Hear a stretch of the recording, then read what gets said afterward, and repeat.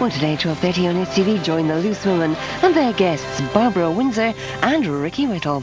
Till then, though, time for This Morning.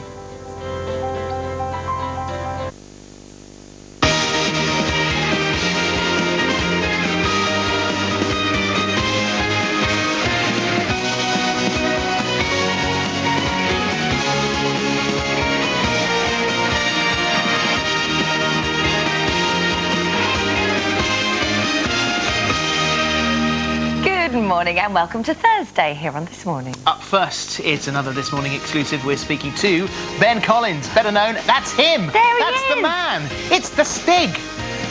In an interview, and for the first time, the Stig is cacking himself. And later she's one. Years, the identity of the Stig, Top Gear's iconic mystery mascot, remained a subject of national speculation. But an article published which hinted that the Stig might in fact be racing driver Ben Collins began to unravel the mystery. With his identity all but revealed, Ben decided that he would put pen to paper and tell the world about the true story of the Stig. His decision to do so was met with strong opposition from the BBC, who appealed to the High Court to stop the publication of Ben's book. Well, Ben Collins, who was the Stig, joins us now, and welcome. Thank you. It's lovely to see you here, and we've got some shots of you arriving this morning at the studios in a this is an Audi R8, isn't it? Look at that. Nice car to drive. It's fantastic. Yeah, it's one of the best cars in the market. V10, very noisy. Yeah, that's terrific. Now, which is all fine, you know, that's reasonably sedate until we asked you to go into the car park and park the damn thing, and then suddenly you went mad. You guys have got a fantastic car park, I have to give it to you, so it was irresistible, really. Look at that! So does that just bulb the tyres by doing that? Well, it's kind of good for them, really. They were brand new when I started, so now they're nicely bedded in now, but no, they are still working, and someone will be taking that home tonight. Adrian Charles was furious. He couldn't park his car through the smoke, couldn't find his way in. So let's get the tricky stuff out of the way first of all. I have this controversial book here, which I can't give to Holly. You can't touch this because this is so dripping with testosterone. Yes. I don't think a woman should touch this unprotected. I'll probably like melt or something. Certainly that and many other things. So here you go. This is the book, which a lot of people, and I twittered the other day and said that you were coming on to see what the general reaction was going to be, and a lot of people said, "Oh, fantastic! Can't wait to see who he is. What an incredible career! How exciting!" But quite a few people also said, "He's betrayed the show. He's betrayed the BBC. Why would he do such a thing?" So that has to be the first question. Why would you do it?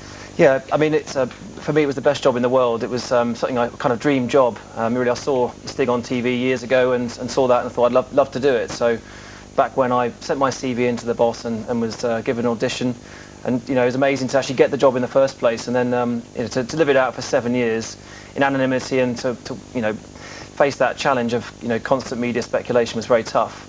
But about a year ago, if you googled the Stig, my name came up, and really I saw that the cover was blown and that the writing was on the wall. It was time to move on. So I stuck pen to paper, reflected on the fantastic time I'd had on working on Top Gear. And it's a completely positive, Well, I've read the book, and it is a very positive slant on the programme, on the presenters, on everything. There's nothing negative really in here at all. But nevertheless, the BBC weren't particularly happy about the fact that you were doing it. But you went ahead anyway. Was there a moment where you thought this might be a bad idea? It was very tough. It was obviously a bit of a fuss, and at the same time, we were due to have a baby on the date of the court case. So I couldn't even go up there, and it was a very stressful sort of time personally, and thinking, was it the right thing to do? But, I knew in my heart that it was, and I felt it was time to move on, and, freedom of speech was something I believed in. Was it the particular article that, I know there was an article that was published in the Radio Times, I think, where speculation was between you and somebody else, yeah. And you were the only racing driver out of the two people that were mentioned, so it sort of became quite obvious then that maybe or was possibly you. Yeah. Was it from that article that sort of pushed you more, or was it just sort of a collective build-up of everything? That was very convincing, because a builder was in my house and he slapped it on my table and said, "Can you sign it?" And I was very used to going stum when anyone suggested that I was the Stig, but my picture was inside, so it was hard to defend it. And after that, it really snowballed. One it just went through all the different national papers, and it was, very Well, there tense. comes a point when everybody knows that there is little point in attempting to keep it secret anymore. And funny, looking through the book here, there's a passage here, and this is at you actually called this particular chapter Jetman. This is Richard Hammond's terrible accident on the 21st of September 2006. And after all the work had gone on post-accident to figure out what had happened, it said that for good measure the powers that be published their findings and attached my name as someone who worked closely with Top Gear as a high-performance driver and consultant. So it didn't leave much to the imagination about my day job. No. So even then, in 2006, the writing was on the wall, wasn't it? Yeah, well, in some ways, exactly. And it was cumulative. There was no one single thing. And even within 6 months of taking the job in the first place, I was interviewed in front of BBC crew in the full Stig regalia, talking to a Dutch programme, which has subsequently been voice matched, and they said it was Ben speaking with a Bristolian accent. So it was a giveaway even back in 2003. But these things all add up until really it became unsustainable. So. But for you, keeping the Stig's anonymity, it was the ultimate challenge, wasn't it? I mean, you had rules, the way you lived your life. I mean, friends and family didn't know anything about this. Yeah, it was great fun, and met these amazing characters from Simon Cowell to Tom Cruise and Cameron Diaz, but they never met me because I was always blanked behind a helmet and a visor. It was that challenge, but it was great getting into it and pulling up for work in a balaclava, parking in the middle of nowhere and sneaking in and hiding in a porter cabin or a distant part of the building to make sure the crew didn't see who it was. Well, it's all well and good doing the job. I mean, what an exciting job, driving the best cars in the world, meeting the most famous people in the world. But then you get your first paycheck comes through, and it's made out, your paycheck is made out to the Stig only. Yeah. It's another challenge. You have to queue up, you have to get in line with Donald Duck and Batman, and work out how you're going to get around it. But we changed that. You mentioned Simon Cowell and some of the people that stars in the reasonably priced cars. He's an extraordinary driver, isn't he? He certainly Natural. is. He has his own way of doing things in life, I think, as well as in motoring. And it was a pleasure to meet him because he's very determined, and most of the guests were. And Simon was super fast. He came down to the track twice and went fastest both times in 2 different cars. So what makes him a good driver? I think he's quite fearless, and that's just his persona. Very driven and very motivated, but naturally has a feel for what's going on in the car. And for the women, Katie Price didn't do too badly, did she? Very brave girl. Yeah. She didn't hang about, but girls are usually very good because they tend to listen more. There's a picture in the book here with you and Katie, and this is not your usual suit here because, and this goes back to what we were talking about with keeping incredibly secret. You couldn't let anyone else launder the suit, so you left the suit at home. It was still damp. You had to put another one in, which was on that day unfortunately tight. Yeah, that one I refer to that one as the tea bag because it didn't look quite right. It was slightly off-white, whereas this one is pretty pristine. But is this one of yours? It is. That's the last one I wore on the show. That's the one, Check there's no one in there, but yeah. Who scared you? Was there a moment where you thought, do you know, I'm done for here? In terms of being killed by somebody, or yeah. I mean, not really. The one that came closest was we had a close encounter with David Williams, and we could see the whites of his eyes as he came through the last corner and was coming towards the crew, and we had to jump and catch onto the fence to stay out of his way. But bless him, he was putting in a big effort. And Sir Ranulph Fiennes, you had to bang on the side of his crash helmet, shouting, "Ran, ran, ran, stop!" Yeah, but he's a madman. I mean, he cut his own fingers off with a saw when he had frostbite. He's quite an extreme character, so the only way to get kind of control of him in the car was to sort of knock on the helmet and make sure that there was someone still home. Would you have been any good at that? Do you know, years ago I was asked, and it was in the early days, and I didn't know what it was, so I said no, and I was never asked again, and I always regret that I didn't I bet you'd be quite good at that. Have a go. Well, we'll find out. We'll get you on track. Okay. Oh, challenge. Okay. Yeah. We had Noel Edmonds in here the other day, and obviously we were talking about the banker because there's another character who nobody really knows the true identity of the banker, and there's much speculation about it. For somebody playing that sort of role, I mean, what sort of advice would you give to somebody to sort of retain that anonymity? Because obviously he's next, really, on the list. Stig? Yeah. Which show is that? Deal or No Deal. Okay, right. It's hard because unless you don't speak, you're eventually going to be rumbled by somebody because they recognise your voice. So if you want to be ultimately successful, you have to be you never totally hear the banker, antisocial. do you? No, it's just at the end of just on the end of the phone. telephone. Okay. Because there was a time, and it made me laugh because I think at that stage we were beginning to figure out that you might be the Stig. All of a sudden it was Michael Schumacher. Yep. Schumacher is the Stig. I believed it. Did you? Yeah. Well, he was a Stig for a day, so technically, it was true. But it's very hard, and we had Mark Webber down. I used to race with him in Formula 3 when we were going up the ranks to try and both get to Formula 1, and he's gone on to fantastic things, and he's leading the championship.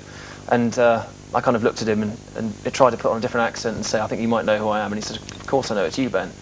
I could see you a mile away, so he knew just from the way I stood. Yes, it says in the book, by the way you were walking. That yes. But how do you walk then instead of someone can? I don't know. It must be apparently like a cowboy. I've been told. Really? So I don't know, but I've never seen it. So what were the three presenters like as drivers? How would you break them down? Clarkson, May, and Hammond. They're very different. I mean, Hammond is a really gutsy sort of guy. Everything he does. So I think that his bravery kind of you see that come forward. And in the 24-hour race that we did, he was pushing very hard. James is more technical. He sort of analyses everything, and he's got that engineering background where he is super into things. And Jeremy just takes on a persona for that moment and just lives it. So when he's racing, he's Steve McQueen, and off he goes. And, between them, there isn't a lot to choose. I mean, they're all very, very talented at what they do. I think that comes across on screen. Well, it's extraordinary reading through the account that you have of Richard Hammond's accident. Is that in the matter of a second when it all went wrong, and it was a very, very lightning moment. That the tyre burst at the front, and the car is slewing across at something 300 miles an hour. But he still managed to deploy the chute to slow it down. And you all looked afterwards and could see that although it collapsed and it didn't work, but that's unbelievable speed at working, isn't it? Yeah, absolutely. And that was the thing we tried to prepare him for before. But of course, until you know that how he handled it at the time, we didn't know until weeks later when I got to the HSE report, and we could see that in the split second, all he remembered was that he was fighting something in the cockpit, and he was fighting to get this parachute deployed, and he managed to do it. And it's incredible reaction time to be able to do it, and that presence of mind. He's a real fighter, so you can see it. You talk a lot about. We've talked about your TV stuff, and you've done some movie stuff, stunt work as well with Nicolas Cage. But you are, in your blood, you're a racing driver, and it never quite the Formula One step never quite happened for you. But aren't you going to miss? How are you going to get your fix of speed now? Well, I'm very lucky because I've come out of Top Gear and straight into the Le Mans series, which is for cars that are, if you like, in terms of speed and performance, is a one notch below Formula 1. And we won the championship last weekend at Silverstone.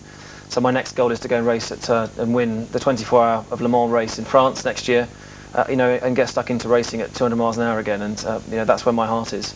And do we know if there's going to be a Stig 3? Do you know anything about that? I hope so. It could be a him or a her, who knows? But there's been a black Stig. Yeah. And when we found out who the black Stig was, which was Perry McCarthy, he was not actually him, but the black Stig was launched off the back of a boat on a catapult. And now we've had the white Stig. So if there was a Stigette, it'd be the pink Stig. It could be couldn't there? It's a good idea. There you go. You should get your CV in there. You never know. Well, no, because we know who it is now. You've suggested it. That's no good. Well, you've ruined it now. Wrecked her chances. Oh, man. So annoying. I think it should be Denise. Yeah. Denise would be the best. We've got a couple of questions in the hub for you. Samantha? Yes, some great ones. Turquoise Cookie wants to know, do you have any points on your licence? Well, I'll do my best to reduce them. I'm embarrassed that I've still got 3 points, but there are a few, and I've got a checkered history, but it's inevitable. A checkered history. And that's we'll all leave that he's saying. You got another one? Anything else? Elle Davies, did you ever crash during one of your lap moments? I crashed one car, which is the Koenigsegg, which is very embarrassing. But how much would that have set? It was a £400,000 car, Ooh. but luckily it wasn't too badly damaged because it went into a tyre, which took most of the impact. So it was one you walked away from. Not a good day. No. Final one, Samantha. Another one on Twitter. 4th July, would you like to take the Pope Mobile around the Top Gear racetrack? I'd love to. If they'll let me back, I'll be there. Yes. I suspect he wouldn't appreciate being in it at the time. No, what were you going to say? No, I was going to say, what speed do you reckon you could get that one up to? I haven't really seen it. I suppose if it's not too heavy, we'll try and get it up over 100. It's a Merc, yeah. It is, They've got good power. Yeah, we'll get it sideways and see if we can hang on to on the rails. The man in the white suit is the book. As I said, this is a bloke's book. This one. And thank you very much indeed for coming in, Ben. Thank you for having me. Nice to meet you. Thank you very much. Pleasure. Right, we'll be back after this short break. See you in a moment. Has my boy got worms anymore? Talk to the poor. Be sure to druntle your pet regularly, at least every 3 months, and to enter our online competition. My Pet Superstar. Druntle, Britain's #1 wormer.